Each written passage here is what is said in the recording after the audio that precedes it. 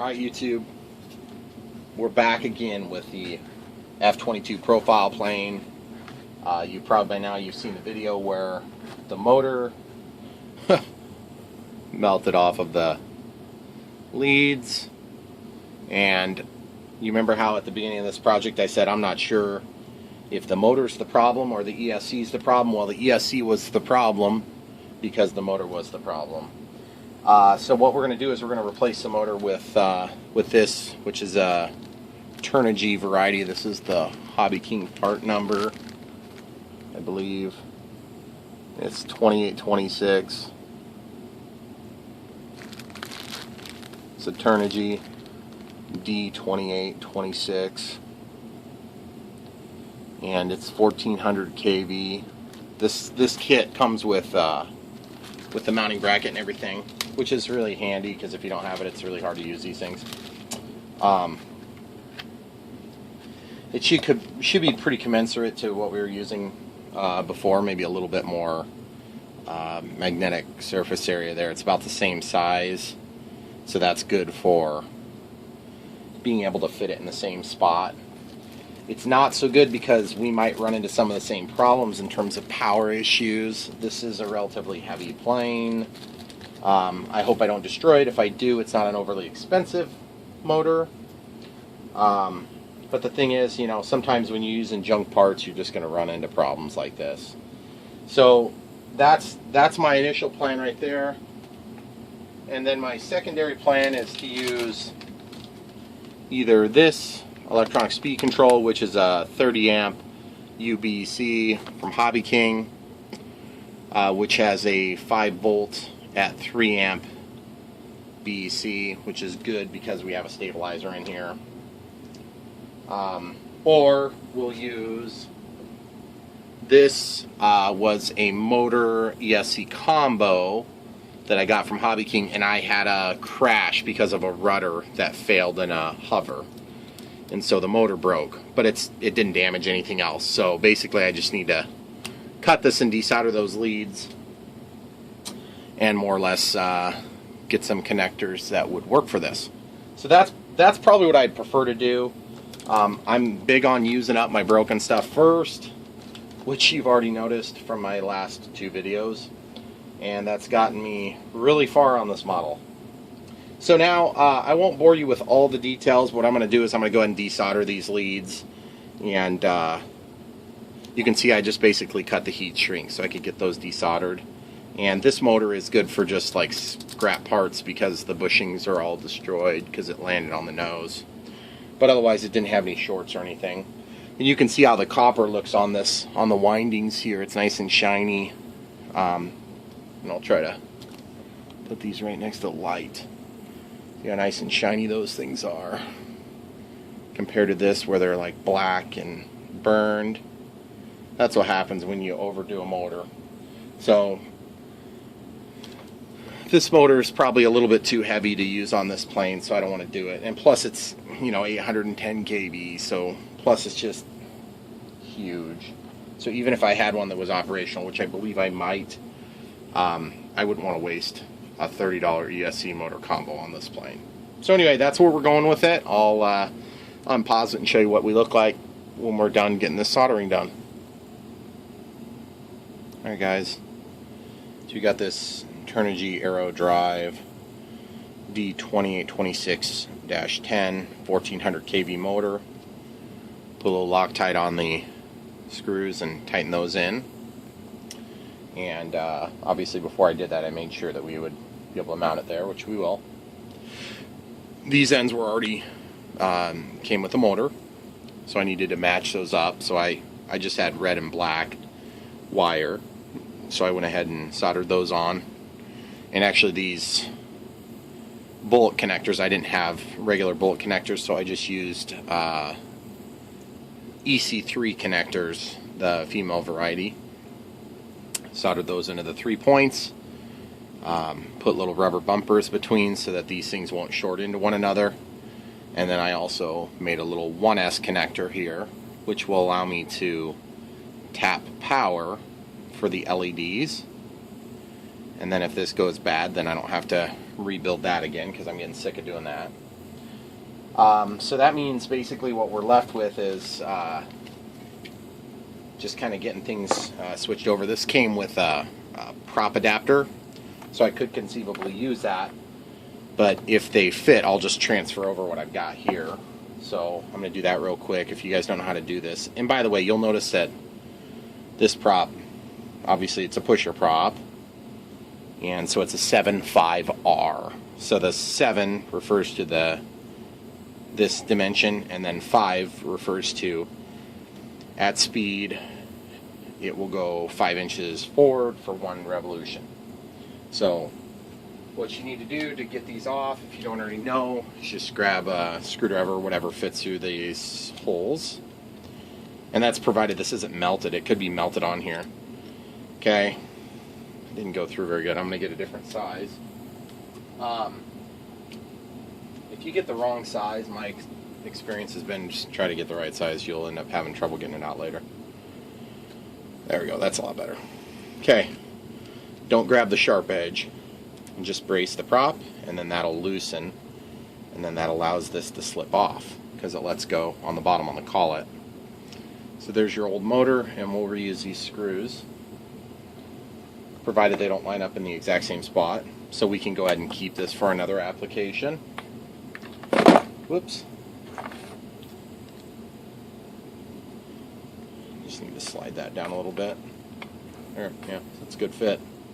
Okay, so we'll go ahead and tighten this on, and as that tightens, it bites the shaft. And that's called a prop adapter with collet, I believe. And you can just slide your screwdriver out, and then that's fixed to the motor. Alright, cool. So we've got that done. So you can see that's going to need to go through on that side. The wires are going to need to exit there. And you could disconnect these if you want, but I'm just going to leave it all together for now. And there is a spec sheet that comes with this. It tells you the different sizing requirements and all that junk. So it just depends on what type of voltage you're using. You have to pick the particular motor you've got there. This is the 10, 1400 kV,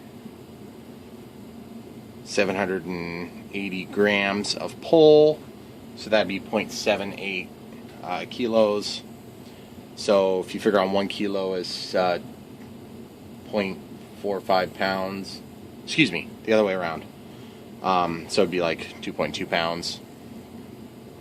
So 0.76 of that, so 3/4 of 2.2. So it's gonna be a little over a pound, which is pretty good. I mean, this plane is a little heavier than that, but it'll be fine because you just can't float. The weight of the motor is 50 grams. There's your size. And it looks like the max power is 205 watts with a 40 amp ESC. We're using a 30 amp ESC, so it's going to be a little less than that, but we'll be fine. Anyway, I just wanted to show you that spec sheet in case nobody's ever walked through it with you. Now what we need to do is we need to cut a couple of zip ties that we had used to keep these wires tidy. I don't know that this ESC is actually bad, so it kind of pains me to do this since we just went through all this process. So what I might actually do is I might take these leads and go ahead and do the same thing I did here, which is to make a female 1S connection point, and then that gives me a tap point. If this ESC proves to be fine, then I'll have it for the next time. So I'm just going to cut those a little bit back, and then I can put those on. And then of course these leads we can just detach them. It's always nice to have quick detach points. I think part of the problem is these leads are pretty long, and I probably should have shortened them, but that's just part of it, you know. So we were lucky this didn't melt all together, but it didn't, so we got pretty lucky on that. I'll probably actually at some point take and wire this back up with just naked leads. It's good for testing. You just wouldn't be able to get any torque out of it, or you'd be severely limited on the torque output. Since it's been overheated, the coils actually will melt sometimes too and totally short, so I'll have to test that. But if that's not the case, then we should be in good shape. So my next step is to strip these leads so we can go ahead and get our connectors on here. Since there's two of them, got to strip two.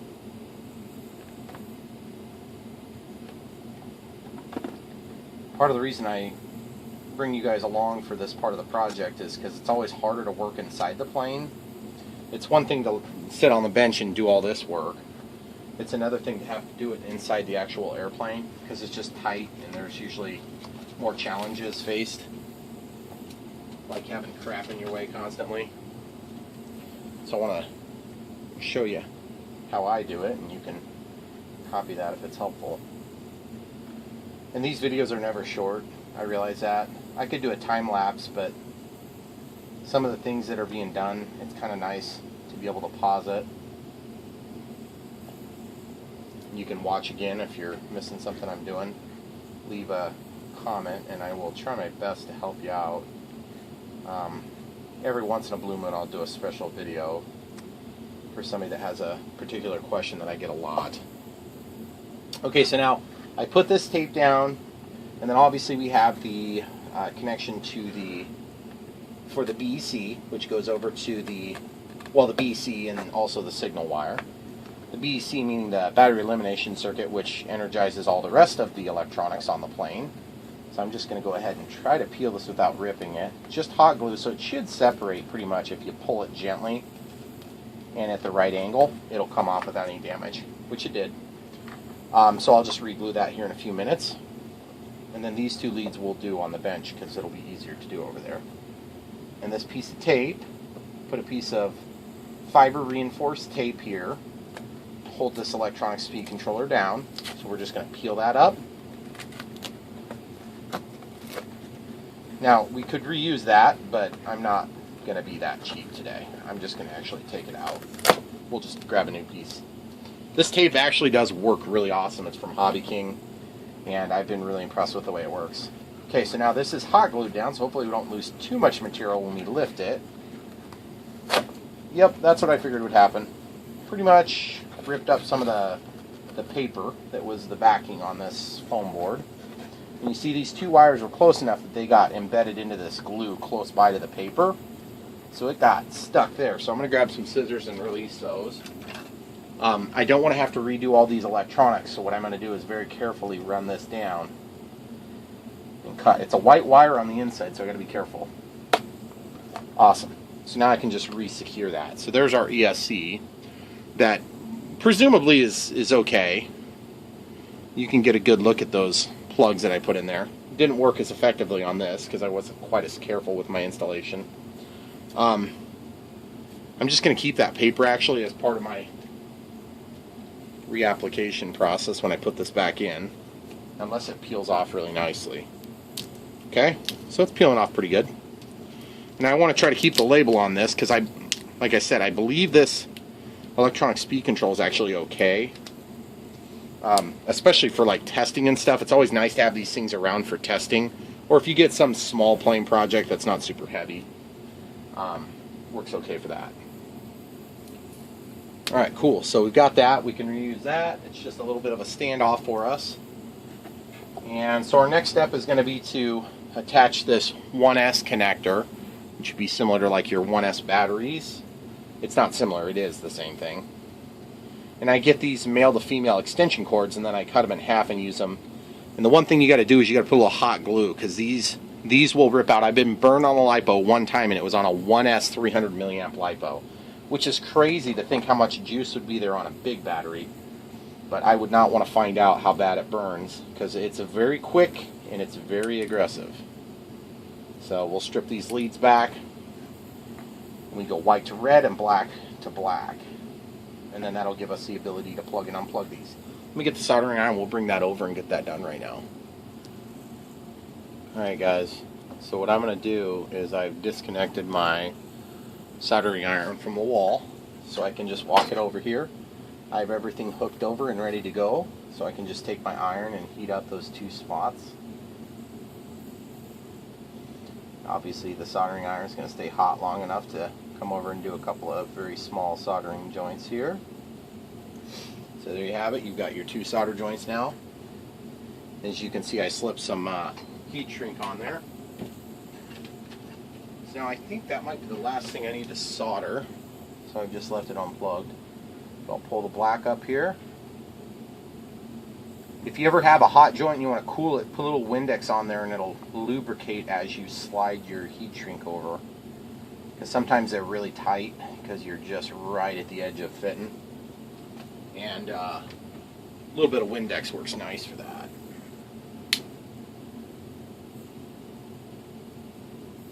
A little bit of heat. If you undershrink your heat shrink, it will just slip back and compromise your protection. So I would encourage you to heat it up. Okay, so now the other thing I want to do is, because this is going to get tugged on and stuff occasionally, I'm going to go ahead and put a little bit of hot glue on the outside of that joint. This is just to kind of keep it in a place where you feel like it's going to be the most secure. And remember, it's only going to come off if there's a problem. I mean, and remember, this is a radio-controlled plane, so like, what could go wrong? That was a hilarious joke, people. Like, what could go wrong? Like, doing a bunch of work yesterday, and then literally redoing it today. What could go wrong? If I wasn't such a cheapskate, that probably wouldn't happen as often, but the thing is, if you're a cheapskate, then you might have some money left to, like, pay your mortgage and stuff, which is kind of handy. Anyway, okay, so that's taken care of. And now we can go ahead and get this set in position. Now the reason I'm doing this with all the wires kind of draped around and connected is just to make sure I don't tangle myself around other cables. So obviously I can detach it if I need to get these screws set in here. So you can see, you can see how that's going to be. And the clearance of the prop is pretty close on the frame, and if I need to open that up, I can open it up a little bit. It's no big deal. Okay, so the black and white wire, which would be the wire that takes power over to our LEDs, looks like it needs a little bit of glue to get that back down. So get a little bit, just a little bit. It doesn't need a lot. It's not under heavy load all the time, and I'm doing this all the time just to get that string from the hot glue wrapped up. Okay, so we'll set this. Next thing is going to be that little block for our ESC, which I'm forgetting where the heck I set it.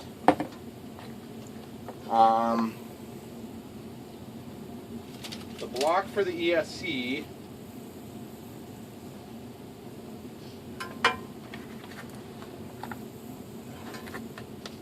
is going to go in the same exact spot if I can find it. Well, let me pause it and I'll find that thing. Right here, guys. It was sitting on the wing. Okay, so we got hot glue down here, and then we have paper here. So I think what I'll do is I'll take the hot glue and I'll just put it on the bottom there. More or less lift up this motor, make sure we can reach where we want to be. Get that blob down there. Do a couple of strips. Remember, we're going to have a little bit of tape to help also secure this. And one of the advantages of hot glue, as I've mentioned yesterday, is that you can undo it if you need to. Okay, so we've got that more or less in position, just letting it sit and cool for a second. You can see our power wires are significantly larger now, and that's partly to help keep this thing from, you know, catching on fire and things like that. That seems so popular these days. It's going to be kind of a bear to unplug these things because it's in a nasty spot now. That's fine. Life happens. Okay, so now these can be plugged together. Now, obviously, we're not going to be plugging and unplugging the lights, you know, but if you were inclined to do that sort of thing, you could certainly do it. I'm just going to go ahead and put a little bit of hot glue here. Lick my fingers, touch it to cool. And then I'm going to push this back, just like so, just to get it out of the way. Then we have to plug in our signal and, of course, the BC power lead, which goes underneath. And we're going to bring it over as neat as we can. We're just going to plug that straight into the straight into the receiver in the same spot where it had been, which is the one that says TH for throttle. And many times throttle is going to be channel 1. And that should be okay. I'm trying to decide whether or not I want to do it in a different spot, because it doesn't look like it lays out quite the same as the last one, because the length is not quite there. You know what, I'm going to try something different on this one. I'm just bring it on top of the stabilizer in such a way that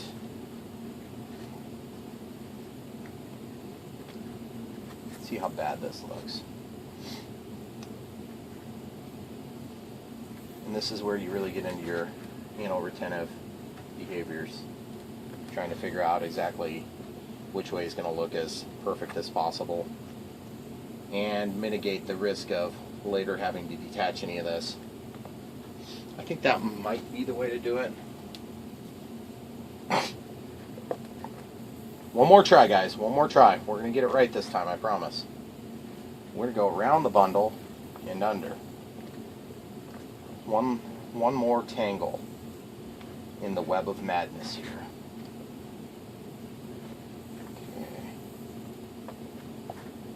Okay, so we got it. You know what? I think that's going to be it, guys. It's not perfect, but it's pretty darn good. Check the side cutters. Clip the zip tie. You can discard that in a minute. For now, we're going to get this tied back in, keep everything nice and tidy and positionally where we want it.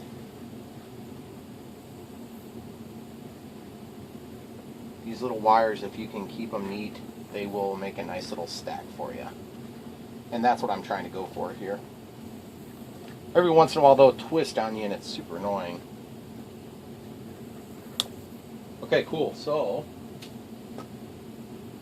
got that where it needs to be. This is loosened up a little bit from when I had glued it before, the servo leads. Looks like my LED lighting glue had ripped free a little bit when we did this last component switch. So I'm going to get a little bit of hot glue up inside there. Sometimes when you're using hot glue, you got to pull the plug on the hot glue, bring it to your work area. Sometimes you got to spread this glue a little bit, like what I'm doing now. I just took a Q-tip. Wherever the glue went, I'm just going to more or less work it. And there was some extra paper on there, so I'm going to pull that out to lighten the load. There's no reason to have that there. My hot glue gun is getting cool, so I'm going to let that warm up for a minute. Okay, so everything is in place there. Everything's nice and tidy.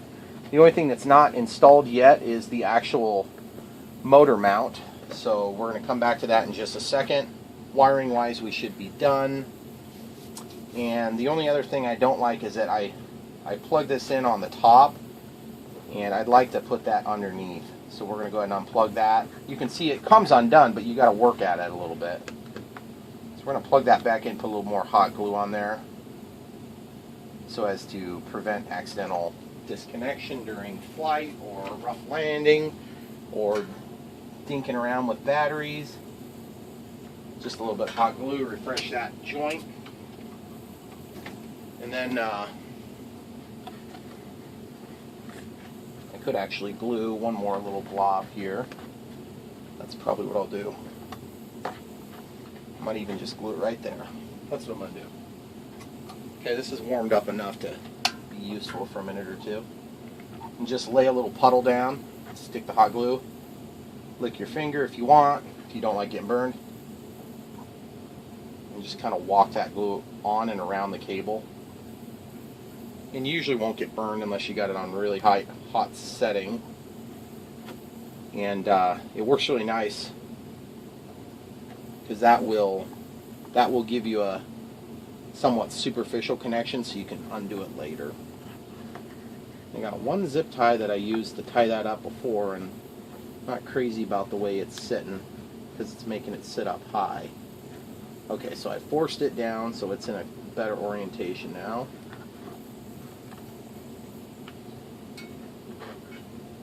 Just getting a little bit of glue down in there where I can't reach my hands very good.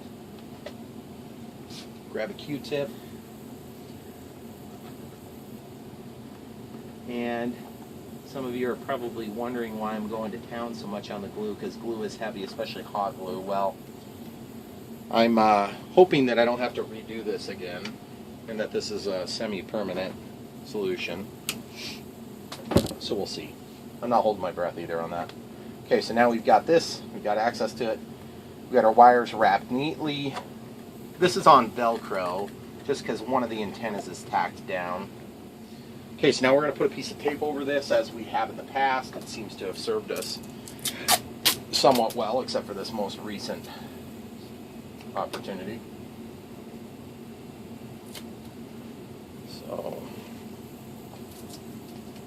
this tape from Hobby King is just really good stuff. It's held up really nicely, and I've used it forever. I haven't run out yet. So basically I'm going to press that down tight, push it tight along the bottom of that little mounting area, and then the idea is you just want to tape as you go. Pull it where you need it, then push it down. Awesome. Okay, cool. So we got that. That'll hold if the hot glue fails under high temperature situations, which if it's an ESC, it might get hot. It will get hot, let's put it that way. Alright, perfect guys. So the next step is to mount the motor, and I'll pause it until I get all that stuff set and ready to go. Alright YouTube. Okay, so we got 4 screws lined up. I was afraid they might have melted a little bit, so I went in and did a little bit larger screw. And so I'm just going to tighten these in. And the slightly larger screw will use the previously occupied screw hole to hold this motor in.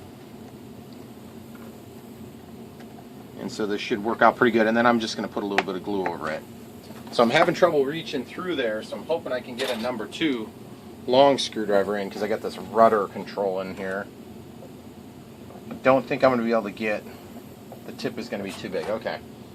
So when you run into a situation like this, it's really annoying, because sometimes it's hard to make the angle because of the controls and stuff. Or you've got a wing in the way in particular. You just got to keep that forward pressure, or you're going to strip your screw immediately. So anyway, I'm going to get those tightened, throw a little hot glue on there, and I'll show you at the end how it works. Alright guys, so last step, a little bit of hot glue now that these are screwed in. And the objective here is to minimize the chance of having these screws back off, and it's super easy to undo that. Lick your finger, touch it, shape it how you want, and then that will keep your screws from coming loose. And if you basically catch your motor on fire later, then it'll melt. So, but it's super easy. You just get those screws tight, then you just run a little bit of glue over the edge. Try to keep it away from the body of the motor if you can. You can use a cool tool to make it set quick, but sometimes it peels off too much of the glue. And then we'll go into the bottom one. Just get a little bit here. And then if you have a little bit of a gap, this will work almost like a nylock. So it'll hold it in place. And then these wires, you'll notice they're kind of floating before they were glued down. So I think I might go ahead and glue those down real quick just to hold them in place. There's not necessarily a huge issue with having these flop around, but it might look a little nicer if they're held tight. Just going to put a little hot glue, make a little puddle, stick them in there. That's silicone wire, it's not going to hurt anything in terms of temperature. And I'm just going to grab a Q-tip, and then I'm just going to work the glue on top of the connections, just on the wires there. And then as you work it, it cools the glue quickly, because this foam will kind of it slows down the cooling process, but if you work it with a Q-tip or whatever, it'll cool much quicker. So then you can kind of control and manipulate where you want it to dry to. And I want to dry it so that it's in a spot where it's easy to see where it's supposed to be, so that when I open up the lid, I know everything is intact. And that's just a nominal amount of weight that we have added. So let's go ahead and show you how it works. Okay, so we got the battery voltage tester on there. Slide this in. Throttle cut is on. Radio is on. I'm going to plug this in. Allow the stabilizer to initiate. Run the wires where we think we're going to have it. Put everything more or less in place where we think we want to have it for regular flight performance. We're still waiting for things to initiate. There you go. Now it's initiated. Rudders. And then we'll go ahead and... Okay, so it's running backward, which is something I didn't think about. The other thing is, where are we hitting, or are we? We're really close to hitting over here. So we need to go ahead and take a sharp knife and trim this. We need to reprogram the top and bottom of our throttle cut. Yep, okay, we're good there. So the way you do that is pretty simple. You're going to go in and verify your throttle cut. Set to negative 130. Okay, now this might start. So I'm going to set that to 0. Okay, throttle cut's on. De-energizing the plane. Okay, throttle cut's on. Radio stick is all the way in the full position with throttle cut off. So the throttle is at 100%, or in this case 98% it looks like. So this is how we do this. Power it up with throttle full. Okay. Good. Now we cut it all the way down. Now we leave it. Now we unplug it. We go throttle cut on this time, testing it on the display on the monitor. Reinitiate. Listen for the chimes. Okay, throttle cut. Evidently we have braking on this. Okay, throttle cut is on. Throttle cut's off. Okay, so we're still going the wrong way, obviously. Okay, so we got to put our throttle cut back on. We didn't get that reprogrammed properly. And let's switch the direction of travel. We're just going to switch any two wires. It doesn't matter which one's which. Just switch them. You won't hurt anything, guys. If you're new to the hobby, don't worry. It's an AC motor for all intents and purposes. It doesn't care which direction it goes. There's bearings in there, so it doesn't matter. There's no brushes to come across. Okay, so it's... Excuse me. Okay, so